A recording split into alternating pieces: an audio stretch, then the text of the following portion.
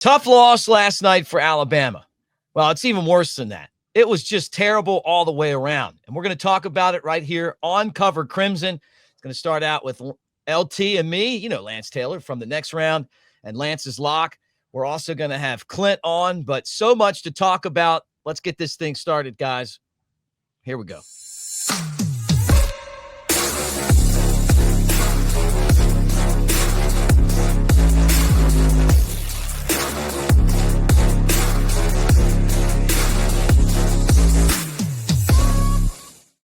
All right, Mick Gillispie and Lance Taylor starting off the Sunday edition of Cover Crimson. And LT, of course, you do the show Bam and Bourbon. Can't wait to hear what Aaron Suttles has to say about this. And you guys will be on the channel later this week. But there's so many things that I could talk about in this football game. We were on for 3 hours last night on the post-game show, so I'm sure a lot of people heard my opinion. I don't want to put anything in your head except that last night to me was a disaster.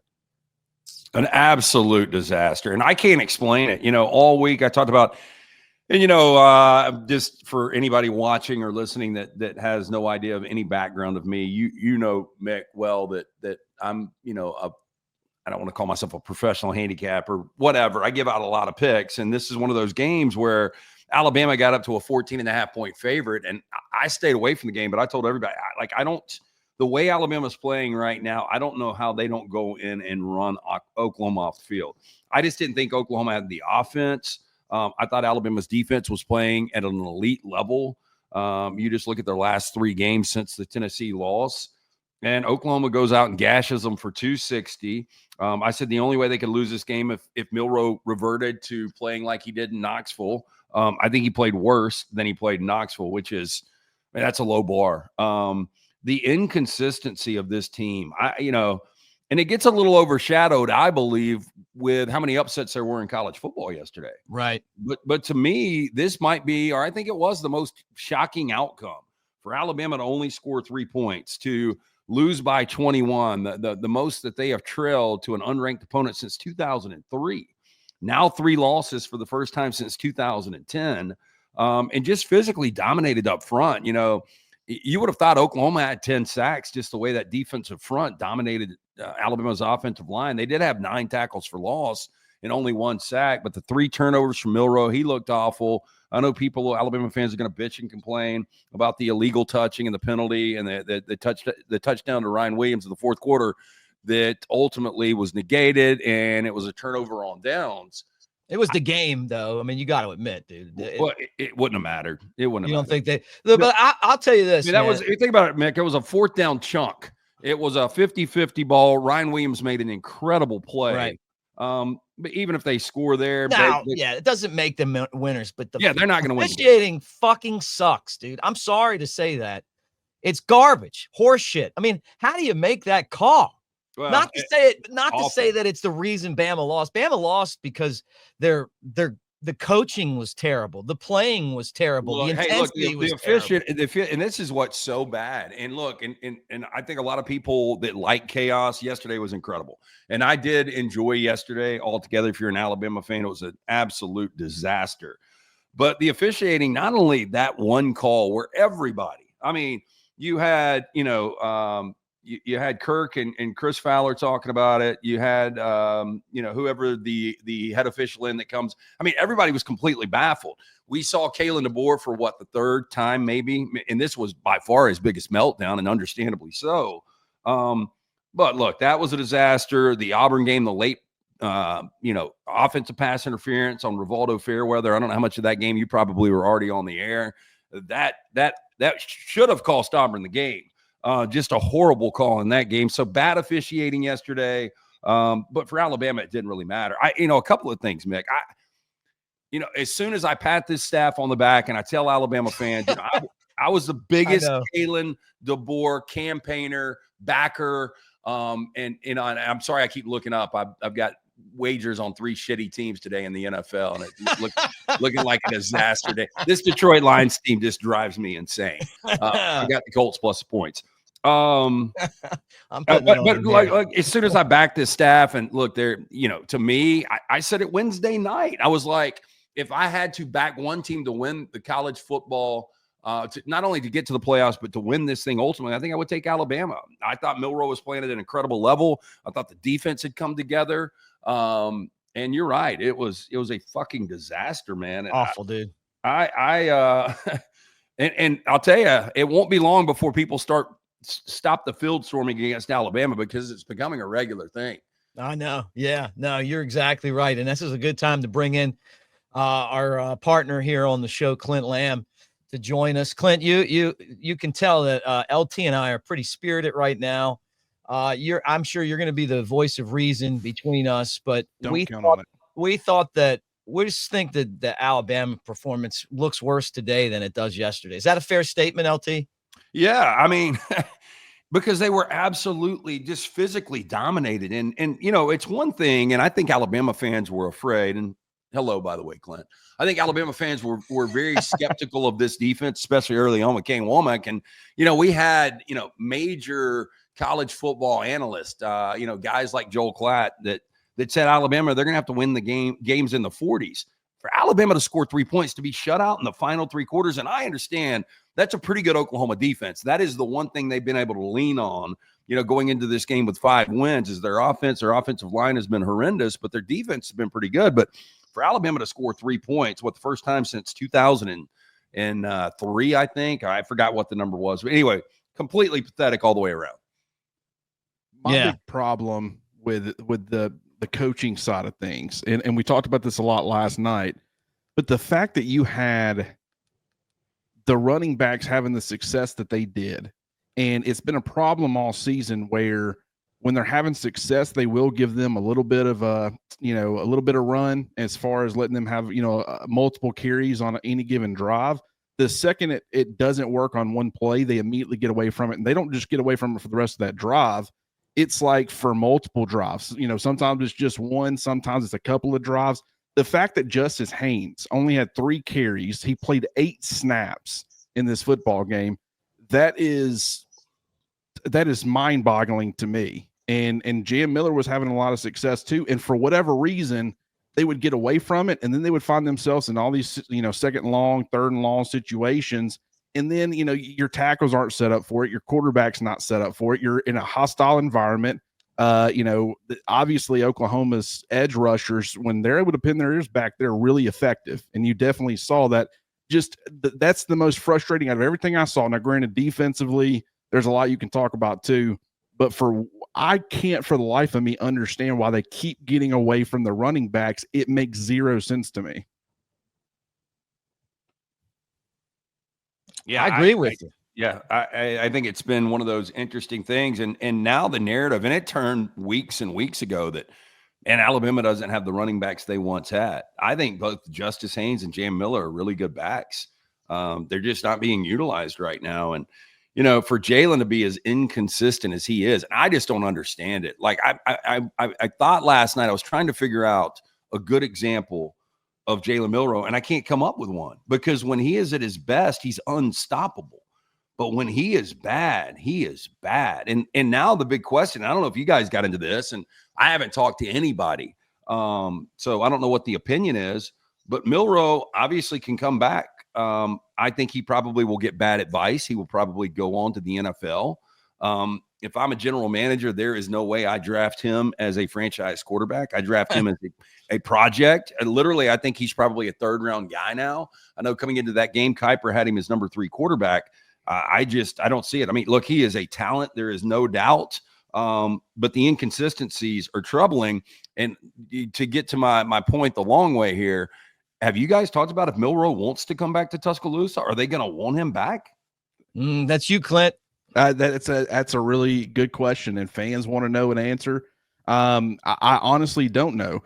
What I'll say about Milroe is I do think that he'll end up going higher than he should if he were to go out for the NFL draft. And the reason being is, A, it's a really poor quarterback class. B, it is, he's a toolsy guy. Like, he's got everything that you could possibly want in a quarterback, the things that you can't teach, but he's lacking in so many of the areas that you can teach as far as playing the position at a high level. Some NFL, whether it be GM or coach or coaching staff, they're probably going to buy into him and what they could potentially do with him. But it's like I said before, I don't think it's helping him that Anthony Richardson's going through his struggles right now. Lamar Jackson, to me, his final year at Louisville, he showed so much progress as a passer, and it was consistent progress where you could say, okay, that will translate to the NFL. Anthony Richardson is as toolsy as a quarterback can possibly get, but he never showed that kind of growth in the college level. Now, granted, it was limited. He didn't play a whole lot. So I think what really got NFL GMs at that point was the fact of, okay, he just needs more time. It will come. Jalen Milroe's going to have been a 2-year starter, and he has not made the steps or taken the steps in the right direction. I don't know what that will mean for him. I wouldn't be shocked if someone reaches on him and he goes higher than he probably should. But I also wouldn't be shocked if he ends up staying on the college level. And once that happens, like from a team dynamic, do you want him back? Does the locker room want him back? Probably. Does the coaching staff want him back? I'm sure they would tell you that they do, but I think there's a lot of limitations. You funnel everything through him. And I was talking about this last night because game scripts are, Milroe is kind of game script proof. Like if they're up a lot and you're having to rely on running the football, Milroe can handle that aspect of it. If you're down and you're forced to throw the football around and do some of that stuff, that's obviously going to be funneled through your quarterback. So much is like they rely on him so much, and other guys get lost in kind of that equation that I don't think the offense functions the way it should because there's no flow or consistency to it. It's all run through one guy. And when you put all your eggs in that one basket at a place like Alabama, that you can find yourself in some big trouble.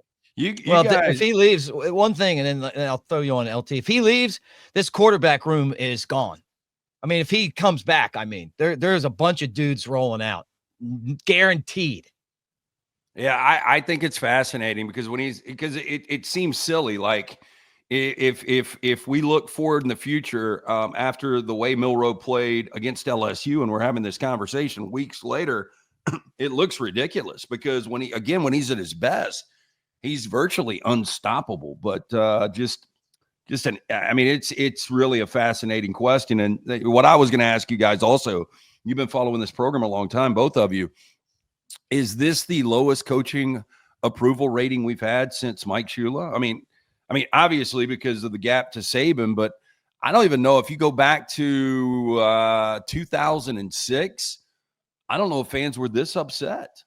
Like I saw a lot of stuff on social media last night, and I was getting trashed a lot because again, I'm a big Kalen DeBoer backer, and I can't give him an excuse here. Like you had this team rolling in the right direction. You're a double-digit favorite. You're an offensive guy. You have what has been an elite quarterback, and you're held to 3 points. You did not score in the final 3 quarters of the game. Well, I definitely think that when you're talking about what the approval rating factor in it, he's being compared to the greatest college football coach of all time, Mike Shula. At that time, I mean, Paul Bear Bryant had been gone for 25 years. So he didn't have the expectations of the pressure. But what I will say is you were 100% right. The one thing coming into this season that we thought Alabama would be able to count on no matter what is the offense and being able to score points. And it's not just this one particular game. Obviously, this is by far the worst example, or the worst performance. But against Tennessee, the fact that you couldn't find points and your defense was trying to hand you so many opportunities to do it, and to me, I think there's a lot of pieces that are factoring into that. But I do think Jalen Milroe and just the style in which he plays, it's like you said, when you are relying so much with everything being funneled through one guy, you're living by him and you're dying by him. And I think, against Tennessee, against Oklahoma last night, there was there's not enough there where you can pivot and go in other directions. Or if you have those options available, for whatever reason, Nick Sheridan won't do it, because I do think they could have relied a lot more on the running backs and the traditional run game. And I mean, it's just, like I said, it's mind boggling to me.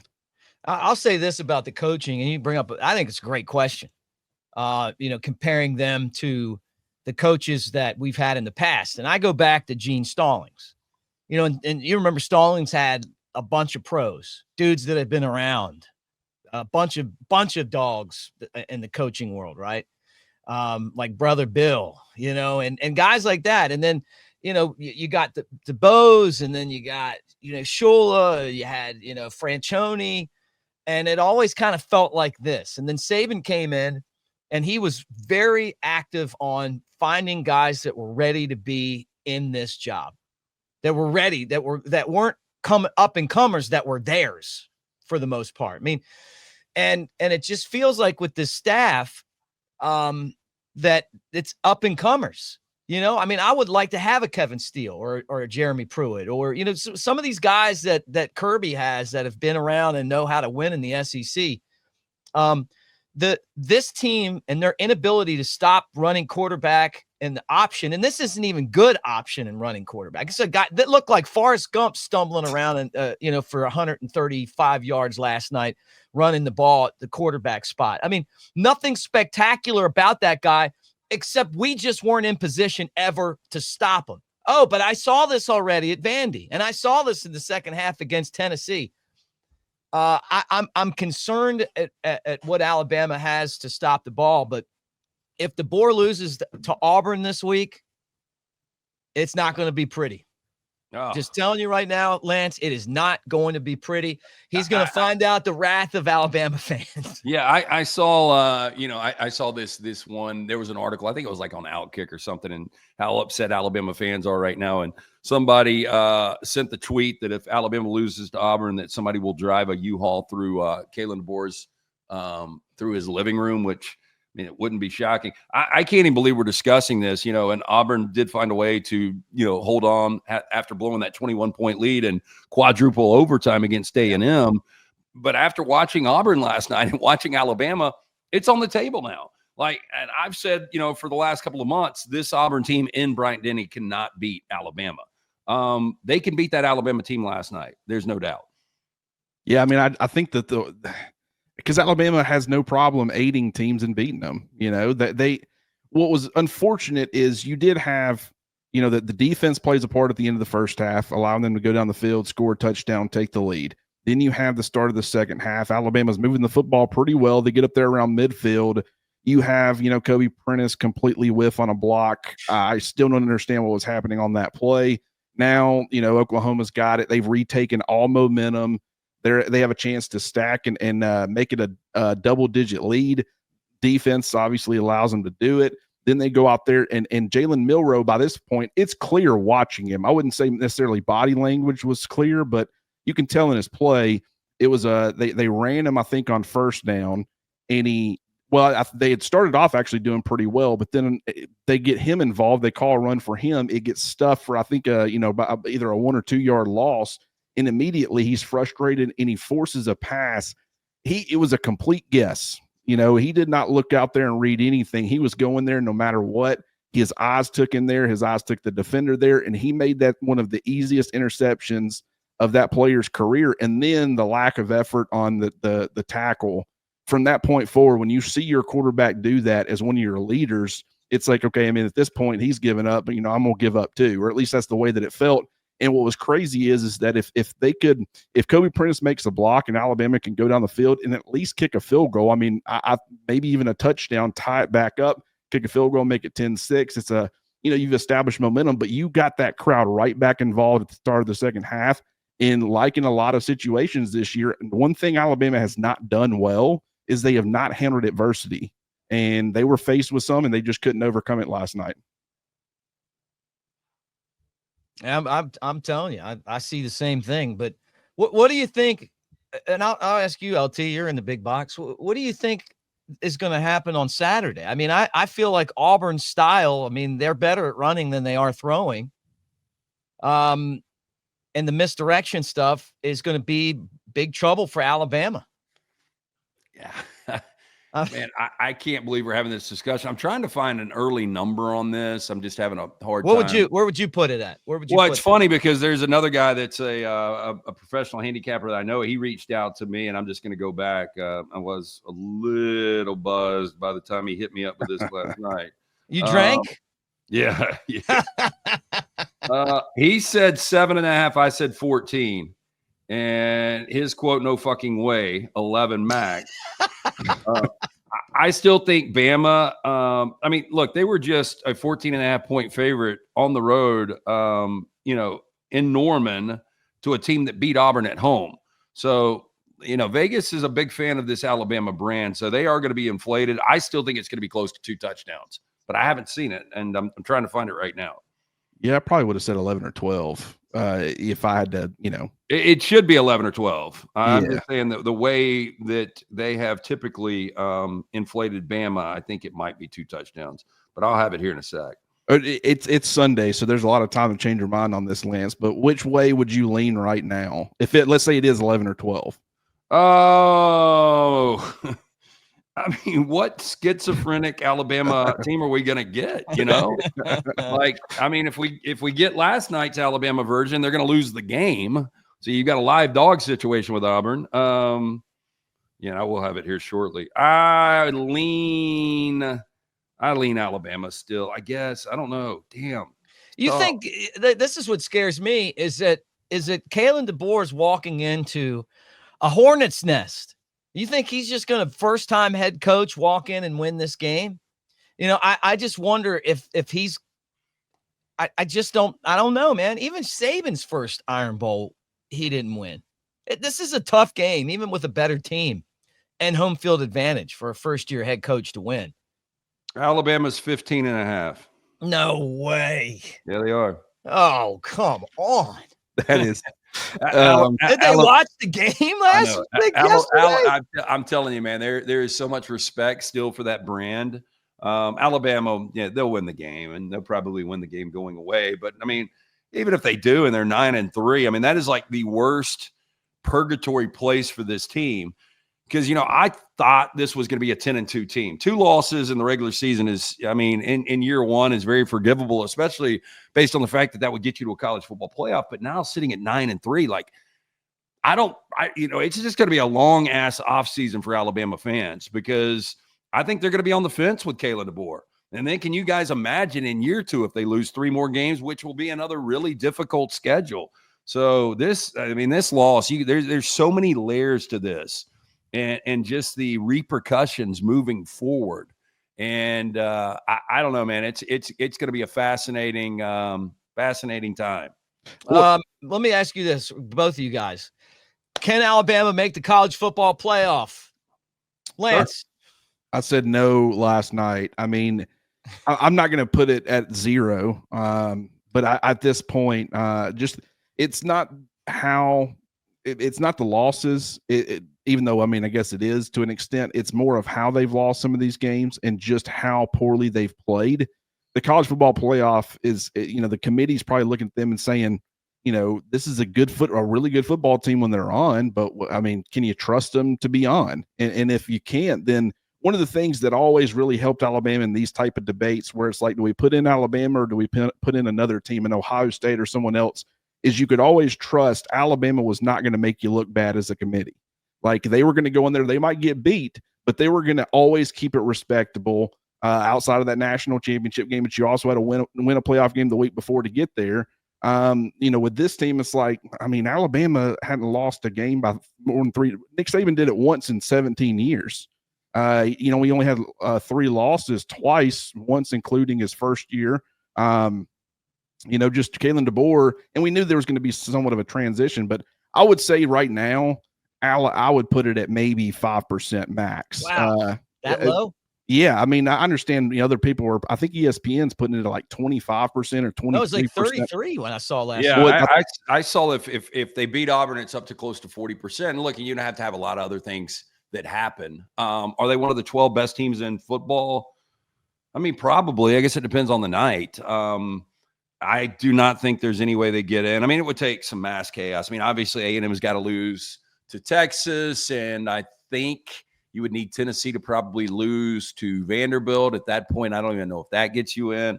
I don't even know what the scenarios are. I haven't gone through it because this team does not deserve to be in a college football playoff. Now, after watching Penn State escape Minnesota yesterday, James Franklin drives me crazy. Everybody talks about the big balls on James Franklin. His 3 fourth down conversions. They did it against USC. They did it against Minnesota. I give them credit. They found a way to win. They have beaten nobody. I don't think they're any good, but they're 100% in. I don't know who's good. Like, Ohio State looked good in the final or in the second and third quarters yesterday. I don't know, man. Who would you put in, I don't Lance? think there's any way they get in, though.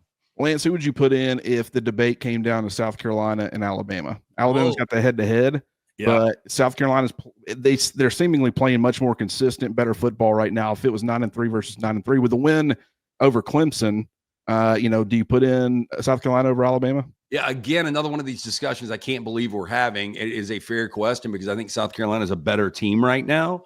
But because of the head-to-head and the brand, I think Alabama would get the nod there. But if we're being realistic, like if I'm a team, we'll use Penn State because I've seen the Alabama potential Penn State matchup in Happy Valley. Like, would Penn State rather see Alabama rolling in or South Carolina right now? Oh, easy, dude. Because if you got the right Alabama, you would win. But if you got the wrong Alabama, it would not be a good day for you in Happy Valley. Yeah. But I mean, is it worth rolling the dice? Because if you get bad Bama, bad Bama's bad. Bad. Like it really is. And I used to have a friend, and he doesn't drink anymore, and I really haven't seen him in a long time. But literally every time he would drink, I remember him showing up at some of our parties, and you could just tell that his evil twin brother had come out. And it was just not the good side of him. And I think you're getting that drunk uncle or whatever analogy you want to use with Alabama because it really is night and day.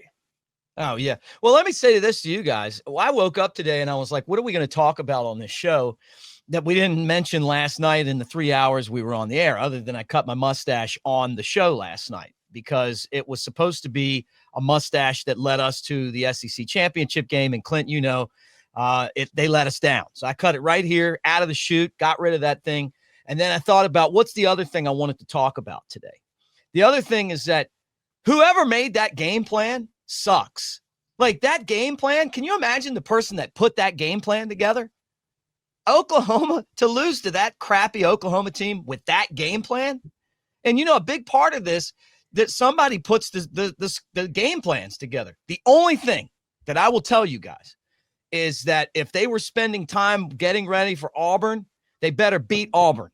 I don't think that's all I care about. I'm willing to say, hey, you know what? Great first season. If we beat Auburn, we lose to Auburn, it's gonna be pretty hot. Going to be pretty hot in that seat over there. Well, you think about, man, how much the narrative changes in state. Like if this is not a high bar, but if Hugh was to beat Alabama, then they go to 6-6, they get to a bowl game, and the way they close out the season with wins over A&M and Alabama, they got a little momentum. If Alabama was to lose and drop to 8-4, like it didn't matter who took this job over. Going 8-4 with what Nick Saban had built, that's just it's impossible. But it's reality now because we're hours away from this game, and again, I think Vegas has done Alabama a favor by listing them as a 15.5-point favorite because I don't know anybody that's going to bet on Alabama. Yeah, I would be shocked. I will say the more I've looked at the game planning, I'm more disappointed in the defensive game plan than I was the offensive. Don't get me wrong, I was disappointed in both, but I think the fact that you stunk, but that stunk more. Yeah, but I will say, execution on the field, guys dropping footballs. The only thing I'm really disappointed in as far as the offense, obviously the turnovers. That inexcusable lack of blocking by Kobe Prentice, inexcusable throw by Jalen Milroe on the second one. That's player lack of execution. But when it comes to the only thing I'm disappointed in on that side of the football is the lack of commitment to the run game, the traditional run game. That will never make sense to me. I'll keep bringing it up. We've brought it up all season. It was like you're getting, highly successful runs 85% of the time, and you would just completely get away from it. And Jalen Milroe is like you're feeding the guy that's not hot. You talk about feeding the hot hands. I understand you want to get Jalen Milroe going, but that ain't making sense. The defensive game plan, though, the fact that you had seen that against Vanderbilt already and you had not come up with a solution in case you saw it again or saw elements of it, that was, surprising to me. I think the fact that you were going with the 3-man fronts where the Wolf is being asked to do different things. You got young guys. Quay Rusaw's a redshirt freshman. You lose Deontay Lawson. So Jahad Campbell, who's a lot more experienced, can't, slide to that position and played a little bit. You barely saw Yanze Pierre. In fact, I don't even know if we saw Yanze. I'll have to go back and watch. But, just to me, with what they were doing, they were allowing the Wolf, when he was playing that shallow off ball role, they were allowing him to leave. He'd be lined up over the guard, and then he would take the outside, the edge. He would kind of shift over there, and then the quarterback would take the gap that he had just vacated because there would be no one in it. And that happened on multiple occasions. And it's just like the fact that you didn't immediately get away from that based off of what Oklahoma was giving you, that to me, you might have not seen some of what they were doing coming. They had multiple weeks to prepare, and they didn't have any receivers, so you probably should have seen it coming. But at the same time, it was the lack of adjustments, in my opinion, that was the biggest red flag on that side of the football. All right, guys, let's wrap it up. LT, thank you for coming on and hanging out with us for our Sunday show here. Final thoughts, Alabama heading into the Iron Bowl, somehow a 15.5-point favorite. Everybody's begging. Vegas is begging everybody to take Auburn. And I'm going to tell you what Jake Coker would say. He'd say that means it's good for Alabama. Yep. I agree with him. I think it is good for Alabama, but still, even if Alabama wins the Iron Bowl by 28 points and they're 9-3 and they get a Capital One invite to play, hell, I don't know. Cheez-It Bowl, the Cheez-It Bowl. Iowa, somebody like the that. Pop-Tart Bowl. This is a disaster season, and I've defended this staff. And I still think Kalen DeBoer is a really good coach. Ultimately, is he going to be the fit for Alabama? Time will tell. There are really good coaches that haven't been fits at certain spots, and maybe I just completely whiffed on this. But, it's one thing if Oklahoma played their asses off and just played a game, of their lives and just got crazy bounces. And I know there was a lot of excuses with this uncharacteristic here and balls getting lost in the lights and all that bullshit. But the bottom line is they got soundly beat. It was not a fluke. And I go back to it before you jumped on, Clint, even with the illegal touchdown that was negated to Ryan Williams, even if that is a touchdown, they still lose this game. This was not a fluke. They got beat soundly. And where Alabama goes from here, I assume they're going to win this game against Auburn. But if I'm an Alabama fan, I don't know how I feel. Not good.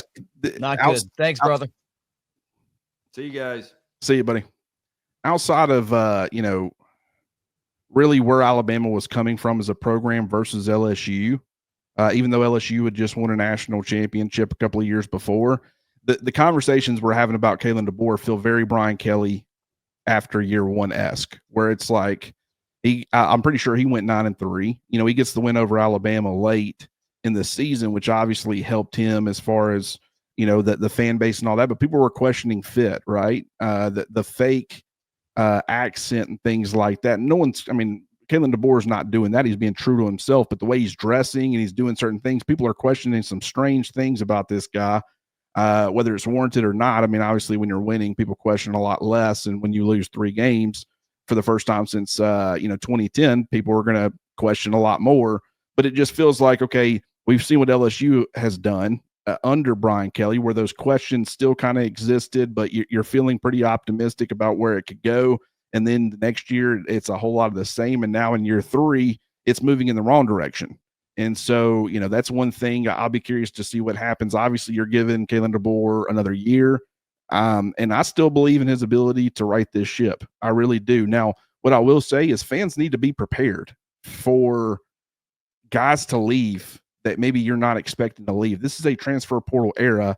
And if that happens, I don't think it's going to be a result of what happened on the field. I think that some guys were in danger regardless, because everybody's trying to poach everybody's roster. Everybody's throwing a lot of money around. And so it's kind of like everybody says, you wouldn't have lost certain guys had Nick Saban not retired. I think that's true for some. But I also think that just you are going to lose some regardless, because guys are coming after him pretty hard. I don't think fans are going to take that very well. They're going to blame it on Kalen DeBoer and say Nick Saban would never let this happen and do all that. We just need to be careful with, being more realistic and understanding the era of college football that we're in, and the fact that, everybody's trying to steal everybody's talent. But hopefully Alabama can right the ship this week, get a big win over Auburn, have a little bit of momentum. Maybe they make the college football playoff. I don't see how anybody's got it at 40%. That's almost a coin flip. That makes but there was a lot of losses yesterday, Clint. There's a lot of teams that played weak schedules. And it's still Oklahoma. I read something today where they were like, hey, now you've got beasts within conferences, like not just one. I mean, these are Texas and Oklahoma. They ran their own conference, and then now they're in the SEC. Alabama has to remember that they're Alabama, and even though Oklahoma's had a terrible season, they see Alabama coming in. There's 4 and 5 star guys on that side of the field too. They're going to be up for it, and that's the tough part about having these super conferences, man. Yeah, I mean, when you've got a place like Oklahoma, everybody looks at the record and they say, this is a terrible Oklahoma team. Injuries have played a major factor in how their seasons turned out. They've had some very close losses, and if they had some key players at certain positions, they probably would have a better record. You still can't justify how it looked. It was still a subpar opponent versus, what Alabama puts on the field from a talent standpoint, from a coaching standpoint. And the fact that, one of Oklahoma's biggest weaknesses was their offensive line and pass protection. And was there one single time last night that it was an obvious passing situation for Oklahoma where Alabama's pass rush could pin their ears back like Oklahoma's was getting to do against Jalen Milroe? Right. I don't recall one single situation. Maybe there's one. I've been working mostly back through the offense first. When I go back and look through the defense, we'll see if maybe I'm wrong. But there were very few situations. I mean, only 11 pass attempts, obviously. So it was few and far between no matter what. But, I mean, a lot of that was play action, early down stuff because Oklahoma knew that Alabama was adjusting to the run game. And they kind of, caught Alabama off guard with some of that stuff.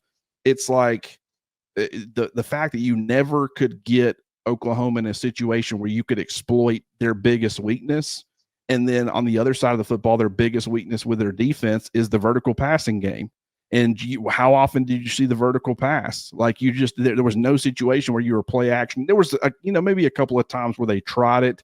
Obviously, Jalen Milroe ended up having to throw a ball away where the running back ended up taking, he was kind of left on an island when you had 3 blockers taking one guy, you had 2 taking another. Kirk Herbstreit pointed out on the broadcast, and it would have been a touchdown downfield. So there was at least one opportunity there, but I didn't see enough deep shots. It's like Alabama never positioned themselves to take advantage of what Oklahoma didn't do well. And to me, that's where poor coaching comes into play. So unfortunate, man. It really is. All right. Fun show. Always fun, Clint, with you. I want to tell everybody that using the promo code next round, and that's where you guys know LT from, the next round, 300% deposit bonus for the casino and 50 free spins using that code right there, the same code, next round, at mybookie.ag. And we're brought to you by mybookie.ag. This is the best deal they're going to give. It's a 3-week deal. Take advantage of it.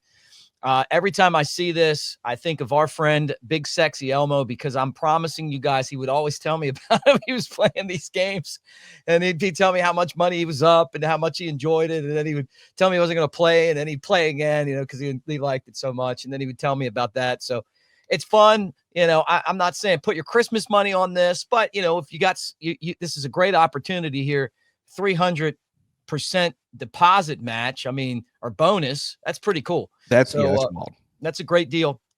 Like and subscribe, thumbs up here on Cover Crimson. We had a huge show last night, the post-game show, and we appreciate all the comments that you guys had last night about the game. And look, I apologize. I get pretty fired up, but that's what this is all about. You know what? We're going to be genuine on here, tell it like we see it. And, this is a big boy channel. And you guys are part of that. So thank you for being right here with us on Cover Crimson. We'll be on all week previewing the Iron Bowl. It's going to be a really interesting week. So maybe we saw, Mr. Hyde, maybe we'll see Dr. Jekyll this week, who knows what we're going to see when Alabama plays, but should be interesting when this Iron Bowl kicks off. But we'll have coverage on it all week. What do you got going on?